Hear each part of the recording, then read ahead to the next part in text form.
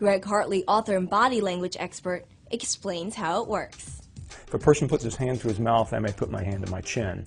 What you want to do is to be as much like the person as possible. If I'm sitting across the table from a woman and a woman does this, that looks awkward in a man. But if I were to do something like place my finger against the side of my cheek, it's a similar behavior. My cadence is the same, my hand is in the same place. And so whether you're asking for a date or a job, mirroring is a way to make them like you a little bit more.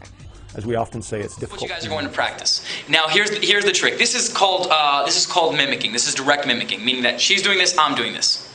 All right, she has her. No, I'm sorry. So this would be mimicking. Now, mirroring. All right, so put one hand up here. Do you mind? So she puts up one hand up here. Now, mirroring would be this. This is a little bit less that I'm directly copying her. Now, obviously, right now it seems very, very obvious.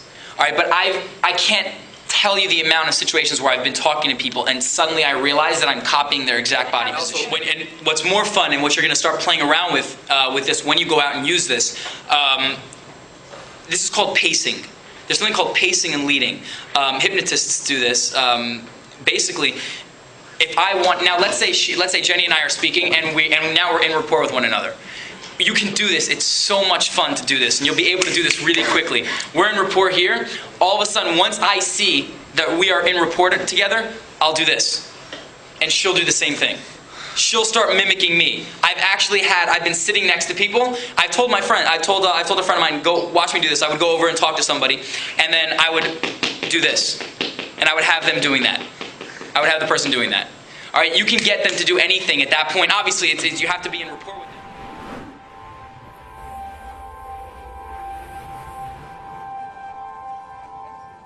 I wanted to take a member of the public who had no idea that he was being targeted and see if I could make him do something completely unexpected and out of character, possibly even break the law.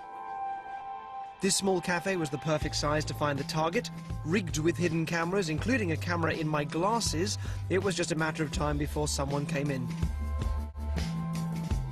My idea is to use a technique called mirroring. This will enable me to have some control over their actions.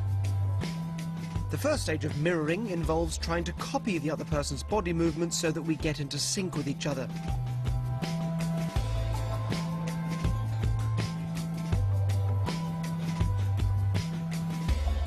It often takes several attempts before I find the right person. It wasn't her. Once I'm mirroring them, I'll try to lead their actions so that they're copying my actions without being aware of it.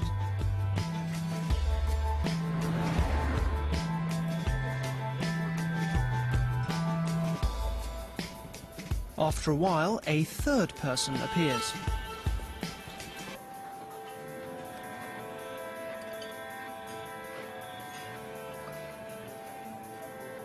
After 20 minutes, I've got this guy in sync with me, so now I'm going to try and lead his actions.